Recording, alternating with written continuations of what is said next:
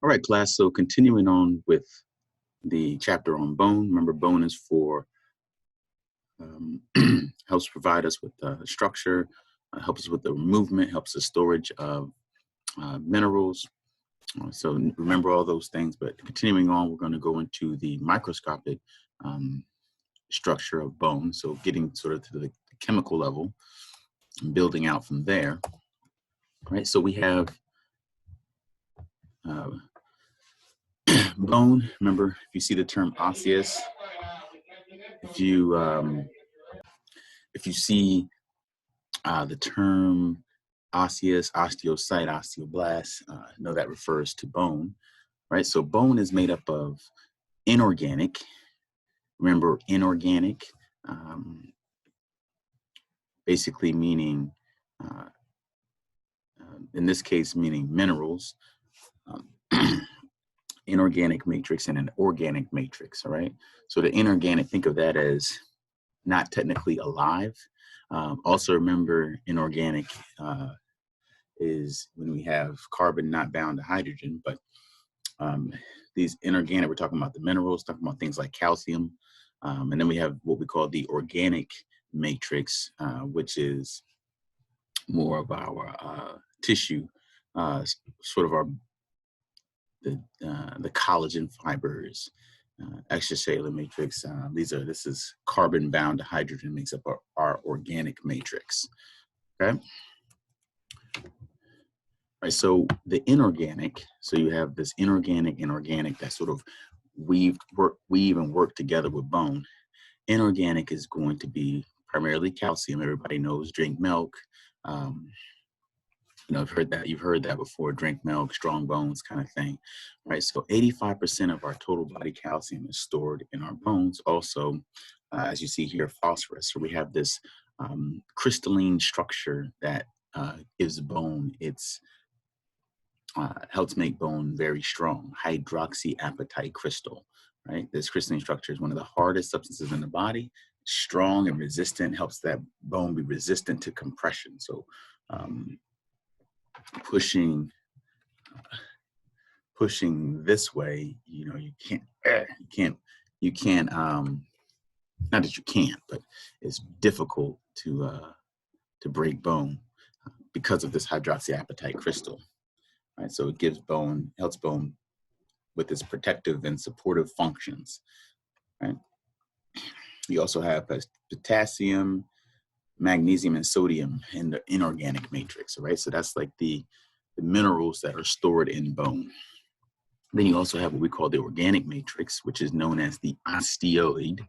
Osteoid. All right, notice that osteo prefix. That's what we will see any osteo, osseous, you'll see associated with bone, right? So this is your protein fibers, your proteoglycans, glycosaminoglycans, glycoproteins, and bone-specific proteins, right? Collagen is going to be the predominant fiber.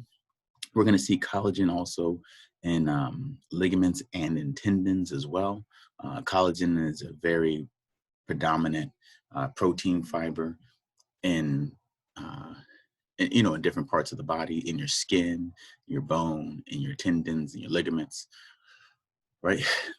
Anything that has to stretch or twist and sort of snap back. So collagen, as far as in the bone, helps it resist twisting or pulling, right? Pulling on the bone. So, right, and the collagen fibers align themselves with the hydroxyapatite crystals, right? So it gives bone the ability to be able to resist compression forces, but also twisting and pulling forces as well. You have these glycosaminoglycans, and proteoglycans, which help draw water into the bone, which help also resist compression. Okay, so this is the organic matrix. So it has inorganic, which is primarily your minerals, and then it has an organic matrix. Right, these combined together give bone this sort of unique structure, right? So bone, see normal bone, it's nice and strong, right? If you remove the organic matrix and just have the inorganic, just have the hydroxyapatite crystals, basically the minerals, bone will be strong, but it'll be brittle. So it'll be able to resist compression, but as soon as you twist it, it would break. It'd be like glass in a sense. If you remove the inorganic matrix but kept the organic matrix, then it would be very malleable. It wouldn't, you'd be able to bend it very easily. It wouldn't maintain its shape, right? So you would have, so that the combination makes bone very strong, having the strong inorganic to resist compression, pushing, but then also having the strong organic, which resists the twisting and the pulling. Right, your bone cells are primarily, so when we talk about the inorganic matrix, that's minerals, right, primarily. So when we talk about bone cells, remember a tissue is a group of cells working together for a specific function and their extracellular matrix. So we've talked about the inorganic and organic matrix, but there's also bone cells that make up bone, okay? So we have osteoblasts, osteocytes, and osteoclasts. These are the three types of bone cells. Something to know is bone is a dynamic tissue, right? So you can build and break down bone. Your body needs calcium. It can break down a little bit of the bone and release calcium. Your body has extra calcium in your bloodstream. We learned this from the endocrine system. You can draw that calcium and make new hydroxyapatite and essentially build a new bone, right? Not build a new bone. You'll still only have 206 bones, but you can increase the size of the bones a little bit and store minerals in your bones, right? So we have cells that are responsible for that process. Osteoblasts, bone building. Osteocytes are going to be your mature bone cells, and then osteoclasts are going to be the ones that can break down your bone, okay? All right, so here we go. Osteoblasts, metabolically active bone cells in the periosteum. Right? Remember the periosteum in the surface of the bone and also in the endosteum. Okay, so we talked about those two structures. All right. Osteoblasts, what I really want you to know is that they're the bone building cells, right? Perform bone deposition, right? So they can build new, these are the cells that help build new bone. All right. Osteoblasts secrete the organic matrix materials, also assist in the formation of the inorganic matrix. That's how we build new bone. Remember, the bone is a combination of organic and inorganic matrix. Your osteocytes, those are your mature bone cells. And so osteoblasts usually surround themselves with matrix and small cavities called lacunae and become osteocytes. These are the mature bone cells. So a bone cell surrounds itself with matrix all around, become hard, nice and around it, and no longer builds any more bone. Right? So they're basically no longer metabolically active except for maintaining their bone's extracellular matrix. Those are your osteocytes. Right? So osteoblasts. Osteogenic cells are sort of where these cells originate from, differentiate into osteoblasts. Osteoblasts build up the matrix and become what we call osteocytes. So now osteocytes are surrounded by the matrix, okay, and basically become bone. And then we have osteoclasts, which are basically responsible for breaking down bone. Secrete hydrogen ions. Remember, hydrogen ions, that's going to be acidic. So hydrogen ions and enzymes that break down the bone matrix. What I want you to remember from this is hydrogen ions dissolve components of the inorganic matrix. Enzymes break down organic matrix. Liberated substances from the breakdown of bone include nutrients, minerals. Remember those minerals that are in the bone. Also, there's include some sugars. They can be absorbed by the osteoclast and eventually released into the blood, or they can be reused or excreted from the body.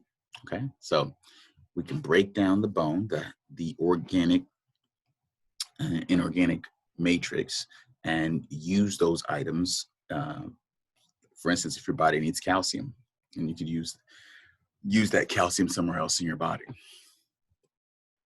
Right, so these are your osteoclasts, which can break down the structure of your bone,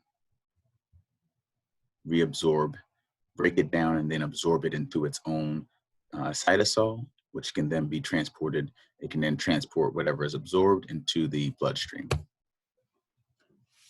Right now, we want to get into the histology of bone. Right, so bone is hard. Obviously, everybody knows that bone is hard. It's supposed to be hard. It's what gives us our structure. But it's also porous. All right, so we have a hard outer surface and an inner sort of spongy, porous surface. But they're sort of, they're different, but they obviously function both to help us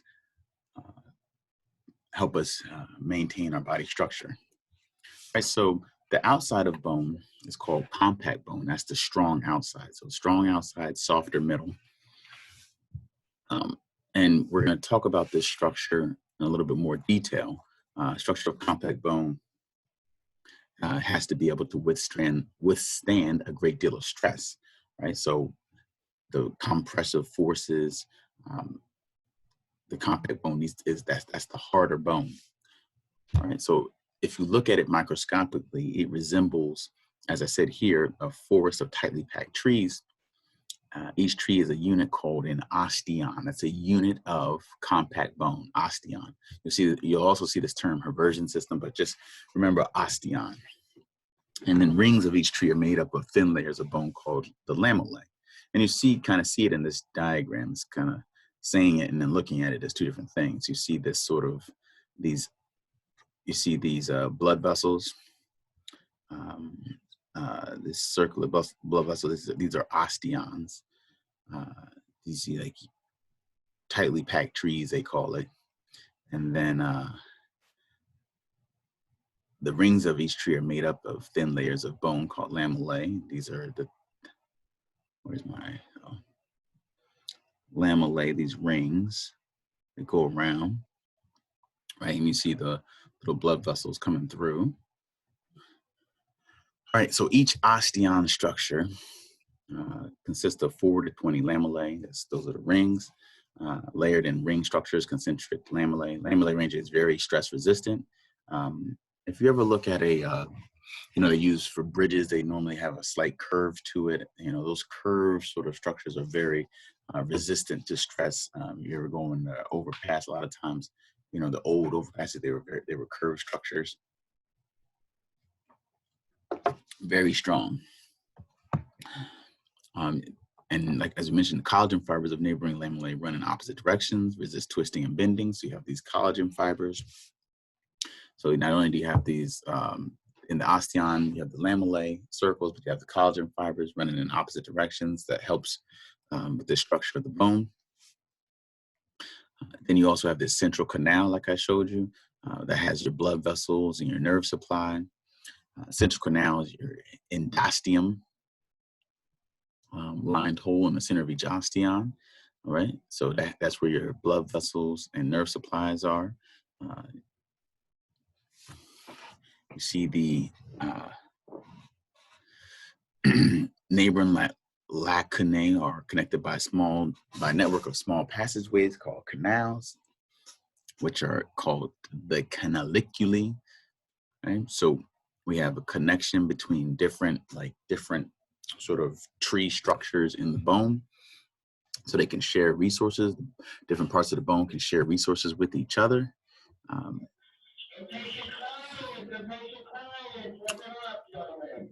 right, and then we have